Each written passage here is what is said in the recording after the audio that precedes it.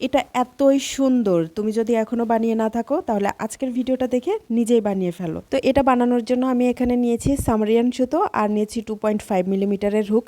তবে অবশ্যই এটা যে কোনো ধরনের সুতো দিয়ে তৈরি করা যাবে, উল সুতো দিয়েও তৈরি করা যাবে। প্রথমে আমি এখানে একটা স্লিপ নট দিয়ে নিয়ে তারপরে আমি এখানে চেইন করে নিচ্ছি 14টি। দেখুন আমি 14টি চেইন করেছি, আপনারা চাইলে কম বা বেশি করে নিতে পারবেন। 14টি চেইন করার পরে 2টি চেইন স্কিপ করে 3 নম্বর ঘরের ভেতরে প্রথমে একটা হাফ ডাবল ক্রোশে করে নিয়েছি। এরপরে এখানে করে নিচ্ছি একটা ট্রিপল ক্রোশে। খেয়াল করবেন 2টি চেইন স্কিপ করেছি, তারপরে একটা চেইনের ভেতরে হাফ ডাবল ক্রোশে করেছি, সেই একই চেইনের ভেতরে এখন একটা ট্রিপল ক্রোশে করে নিলাম। এবার এখান থেকে চেইন করে নেব একটি চেইন করে এই ট্রিপল ক্রোশের মাথায় একটা স্লিপ স্টিচ দিয়ে ছোট্ট একটা পিকট তৈরি করে নেব। দেখুন এরকম।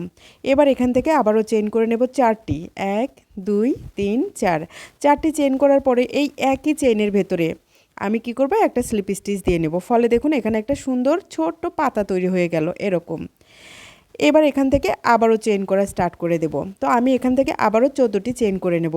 তবে এখানে বলে রাখি, আপনারা যদি উল সুতো দিয়ে করেন সেক্ষেত্রে কিন্তু 8টা 10টা 12টা বা আপনাদের পছন্দ মতো চেইন আপনারা কম বা বেশি করে নিতে পারবেন। এখানে 14টি চেইন করার পরে আবারও 2টি ঘর বাদ দিয়ে 3 নাম্বার ঘরের ভেতরে প্রথমে একটা হাফ ডাবল ক্রোশে করে নিয়েছি। এবার সেম ঘরের ভেতরেই কিন্তু একটা ট্রিপল ক্রোশে করে নিচ্ছি। এখানে ট্রিপল ক্রোশে করার পরে আবার এখান থেকে চেইন করে নেব একটি চেইন করে নিয়ে এই যে ট্রিপল ক্রোশের মাথায় যে 2টি সুতোর লুপ আছে এখানে একটা স্লিপ স্টিচ দিয়ে পিকট তৈরি করে নেব। তারপরে এখান থেকে চেইন করে নেব আবারও 4টি চেইন করে নিয়ে সেম ঘরের ভেতরে অর্থাৎ যেই চেইনের ভেতরে আমরা কাজ করেছি সেখানে একটা স্লিপ স্টিচ দিয়ে আবারও একটা পাতা তৈরি করে নেব। এভাবে আমরা কিন্তু এভাবেই কাজ করব। তারপরে আবারও এখান থেকে ধরেন কি করব, 14টি চেইন করে নেব। তো আমি এরকম করে এটা এখন ধীরে ধীরে শুধু বড় করতে থাকবো। যেভাবে দেখিয়েছি সেভাবে আপনারা বড় করতে পারেন।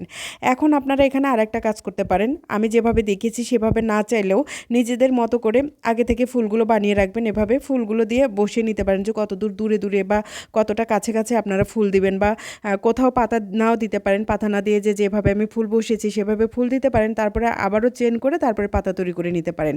এভাবে করে আপনারা কিন্তু নিজেদের পছন্দ মতো করে নেবেন। তো দেখুন আমি এখানে অনেকটা লম্বা করে করেছি এবং এই যে মাঝখানে আমি কি করেছি, চিহ্ন দিয়ে রেখেছি। কেননা আমি যেহেতু 3টা করব তাই আলাদা করে আর 3টা করিনি, একটাকেই 2টা বানিয়েছি এবং আরও একটা এক্সট্রা করে সেটা এর সাথে জয়েন করে কিন্তু 3টা করে নিলাম।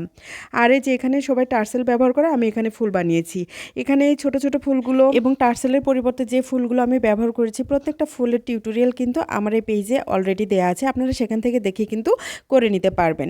তো আমি একটা এই যে এরকম হটগুলোর সাহায্যে কিন্তু এটা এখানে জয়েন করে নিচ্ছি। তবে আপনারা চাইলে একটু এক্সট্রা সুতা নিয়ে সেটা দিয়েও কিন্তু গিট দিয়ে নিতে পারেন, তবে সেটা দেখা যেতে পারে। আমার কাছে এটাই বেশি ভালো লেগেছে।